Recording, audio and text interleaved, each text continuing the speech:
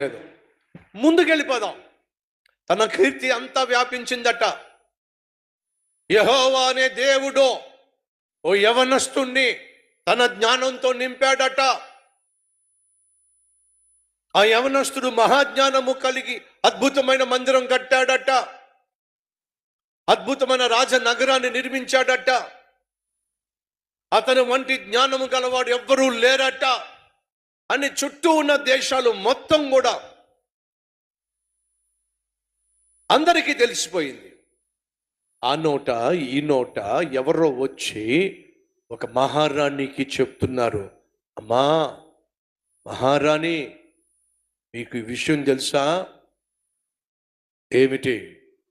ఇశ్రాయేలు దేశములో ఉన్న దేవుడు సొలొమోను అనేటటువంటి ఒక యవనస్తుణ్ణి మహారాజుగా ఏర్పరచుకొని మహాజ్ఞానాన్ని ఇచ్చాడట. ఆయనకున్న జ్ఞానము ఈ లోకంలో ఎవరికీ లేదట.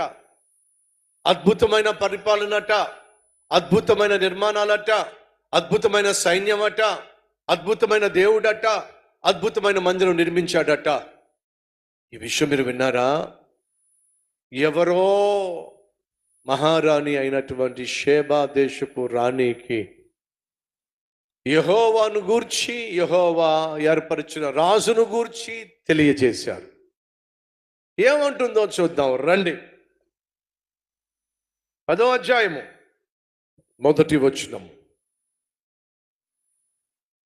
షేబా దేశపు రాణి యెహోవా నామమును గూర్చియు, మొదటిగా ఎవరిని గూర్చి వింది? యెహోవా నామమును గూర్చియు సొలొమోనుకు కలిగిన కీర్తిని గూర్చియు విని. 1వ వచనం. షేబా దేశపు రాణి యెహోవా నామమును గూర్చియు, మొదటిగా ఎవరిని గూర్చి వింది? యెహోవా నామమును గూర్చియు సొలొమోనుకు కలిగిన కీర్తిని గూర్చియు విని. యెహోవా అట, ఇశ్రాయేలీయుల దేవుడైన యెహోవా ఓ యవనస్తుణ్ణి ఇశ్రాయేలు దేశానికి రాజుగా ఎన్నుకొని మహాజ్ఞానంతో నింపాడట అని షేబా దేశపు రాణి విన్నది. ఆమె విన్నది అనంటే ఎవరో చెప్పారు. ఎవరిని గూర్చి చెప్పారు? యెహోవాను గూర్చి చెప్పారు. యెహోవా గొప్పతనాన్ని చెప్పారు. యెహోవా ఆశ్చర్య కార్యాలను వివరించారు. సంగమా అడుగుతున్నా, గడిచిన వారంలో ఎవరితోనైనా నీ జీవితంలో యెహోవా తీసుకొచ్చిన మార్పును గురించి చెప్పావా? నీ జీవితంలో దేవుడు చేసిన అద్భుతాలను గురించి చెప్పావా? యెహోవా ఎంత ప్రేమ కలిగిన వాడో, ఎంత కనికరము కలిగిన వాడో, ఏ రీతిగా నిన్ను నన్ను రక్షించటానికి తన ప్రియమైన కుమారుడిని ఈ లోకానికి పంపించాడో, నీ పట్ల నా పట్ల దేవుడు కలిగి ఉన్న ఉన్నతమైన ప్రణాళిక ఏమిటో, మనల్ని పరలోకానికి తీసుకుని వెళ్ళడానికి ఆయన చేసింది ఏమిటో ఎవరితోనన్నా చెప్పావా? క్రైస్తవుడు అయి ఉండి స్వచ్ఛమైనటువంటి సంఘానికి, స్వచ్ఛమైనటువంటి వాక్యం వినడానికి వచ్చేవాడి అయి ఉండి నీకు తెలిసిన సత్యాన్ని తెలియచేయకపోతే ఎలా? ఒకసారి ఆలోచించు. షేబా దేశపు రాణి దక్షిణ అరేబియా, సౌదీ అరేబియా అంటాం చూసారా? కొంతమంది అంటారు, మా నాన్న అండి సౌదీ అరేబియాలో ఉన్నాడండి, నా భార్య అండి సౌదీ అరేబియాలో ఉద్యోగం చేస్తుందని చెప్పి అంటారు చూసారా? సౌదీ అరేబియా నుంచి వచ్చింది.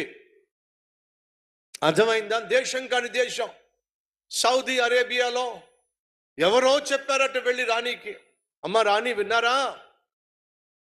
అన్య సాంప్రదాయాలతో నిండిపోయిన, అన్య జనులతో నిండిపోయిన సౌదీ అరేబియాలోనే యెహోవాను గురించి మాట్లాడుతున్నారంటే, సంగమా ఒక్కసారి ఆలోచించు. అన్య దేశములో అన్య సాంప్రదాయాలతో నిండిపోయిన అన్యులే యెహోవాను గురించి మాట్లాడుతున్నారంటే, మరి మనం ఇంకెంతగా నీ జీవితాన్ని బాగు చేసిన, నీ కుటుంబాన్ని కట్టిన, పాపిష్టి అలవాట్ల నుంచి నిన్ను విడిపించిన, పరిశుద్ధునిగా తీర్చిన, పరలోకానికి చేర్చబోతున్న దేవుని గురించే నువ్వు మౌనంగా ఉంటే ఎలా? ఒకసారి ఆలోచించు. దేవుడు లోకాన్ని ఎంతో ప్రేమించాడో, నశించిపోతున్న మనిషిని రక్షించటానికి దేవుడు సిలువలో ప్రతి ఒక్కరి కోసం ప్రాణం పెట్టాడు, వెల చెల్లించాడో. శాంతి కోసం, సమాధానం కోసం పరలోకానికి వెళ్ళాలని చెప్పి చాలా మంది చాలా చాలా చాలా చేస్తున్నారు. కానీ ఎవ్వరూ ఏమీ చేయకుండానే క్రీస్తు ప్రసాదించే క్షమాపణ పొందుకొని ఉచితంగా పరలోకానికి వెళ్ళిపోవచ్చు. అడుగుతున్నాను, మీరు ఎవరైనా పరలోకానికి వెళ్ళడానికి టికెట్ ఏమైనా కొంటున్నారా? కొన్నారా ఏమైనా టికెట్? కొనగలరా ఏమైనా టికెట్? పరలోకానికి ఒక వ్యక్తి వెళ్ళాలంటే భూమి మీద ఉన్నటువంటి సమస్త వెండి, బంగారము, ముత్యాలు, డైమండ్స్ అన్నీ కలిపినా సరే పరలోకానికి వెళ్ళే టికెట్ కొనుక్కోలేరు. ఎందుకని? అది అంత ఖరీదైంది. పరలోకానికి ఏ ఒక్కరు వెళ్ళే ఛాన్స్ లేదు.